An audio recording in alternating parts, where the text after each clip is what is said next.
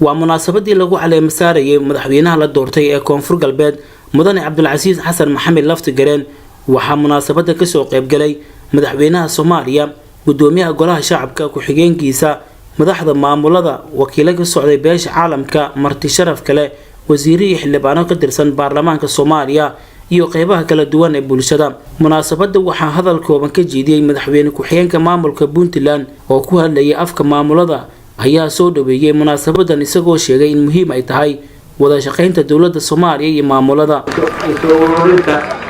isururinta iyo isu keenida gobolada baan marka hore kulay hadda u jeednaa inta haddaan ka gudbo way dhabarjanaay iyo Garowe ama Koonfur Galbeed iyo Puntland waxa ka dhaxeeya waxyaaba aan ka dhaxayn gobolada kale madaxweynaha Koonfur Galbeed Soomaaliya mudane Cabdulcasiis Xasan Maxamed Laftigareen oo khudbad halka ka jeediyay wuxuu soo bandhigay qorshe howleedkiisa caleema saarka kadib ay dawladdiisu wajihi doonto arrimaha amniga ayuu sheegay in dawladdiisu ay muhiimad gaar ay siinayso isku furka wadooyinka goodoonsan iyo tayada iyo tirada ciidanka Koonfur Galbeed Soomaaliya sidii sare loo qaadi lahaa madaxweyne Laftigareen ayuu gudoomiyaha golaha shacabka Soomaaliya ka codsaday inuu fidiyay gogol nabadeed oo dib loogu heshiinayo beelaha Koonfur Galbeed isla markaana kana tacsiyay shaqooyinkii ka dhaceen bishii December sanadkii la soo dhaafay shaqeyn doonaa sidii ay ciidamada Koonfur Galbeed u heli lahaayeen mushaaraadkooda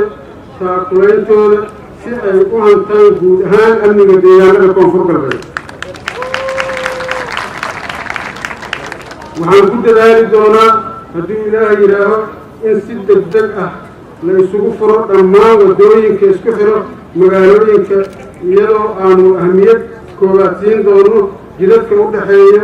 Baydhabo Muqdisho Baraawe Xuddur iyo in alaalay deegaanada Koonfur Galbeed oo dhan sidii isugu furo waxaan halkaan uga taxsiinayaa intaysan doorashada dhicin doorashadii Koonfur Galbeed oo madaxweynaha lagu soo doortay ka hor in alaalay intii ku dhimatay halaasooyinkii dhacay iyo intii kadib dhimatay oo ka mid ahaayeen saraakiishii ciidanka goorguduud ka tirsanaa iyo shaqaaqooyinkii dadkii ku dhintay oo uu kow ka yahay marxuum xildhibaan Cabdishakuur waxaan inta uga dirayaa tacsiib tiiraanye intii ku dhimatay Allah u naxariisto naxariistii jannadaha geeyo eelkii iyo qaraabadiina sabir iyo iimaan Allah ka siiyo waxaan furi doonaa haddii Ilaahay yiraaho dib u heshiisiin lagu maamuli doono la isugu keeni doono dadka walaalaha ee reer Koonfur Galbeed cid kasta oo reer Koonfur Galbeed oo wax tabeeyay gobol baan u fidinay waana bilownay waana soo dhaweynaa insha Allah dib u heshiisiintaas waxaan kaloo si joogto ah loogu joogo madaxdanay gudoomiyaha baarlamaanka federaalka mudane Maxamed Mursal Sheekh Cabdiraxmaan waxaan ka codsanaynaa haddii Ilaahay yiraaho inuu maadaama constituency-gii iyo deegaanka uu ka soo jeeday uu yahay inuu nagala qayb qaato uu u haro munaasabadan dib u heshiisiinta iyo gobashan aan filinay asagana uu noola dhameeyaan ka codsanaynaa insha gudoomiyaha golaha shacabka Soomaaliya mudane Maxamed Mursal Sheekh Cabdiraxmaan ayaa ka mahadceliyay isla markaana aqbalay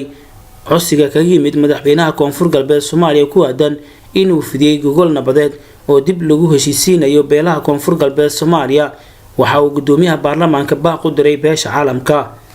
mudane madaxweyne annaga waxaan diyaar u nahay inaan kula shaqeyno sida aad naga codsatay aniga waxaa ila socdaa gudoomiye ku-xigeenka koowaad ee golaha shacabka baarlamaanka federaalka mudane Muudey oo asagana deegaan ahaan ka soo jeeda Koonfur Galbeed aniga iyo gudoomiye ku-xigeenkayga halkaan aan kula joogi doonaa ilaa adiga nasoo kacdigna waa kula joogeynaa arrinta kale oo aan rabo inaan ka hadlo runtii aadan ugu farxay markii madaxweynaha Koonfur Galbeed uu yidhi waxaan furaynaa dib u heshiisiin oo reer Koonfur Galbeed ah runtii waa bilow aad u wanaagsan waana ku faraxsannahay reer Koonfur Galbeed waxaan ugu baaqaynaa in madaxweynaha oo maanta caleema saarkiisa loo taagan yahay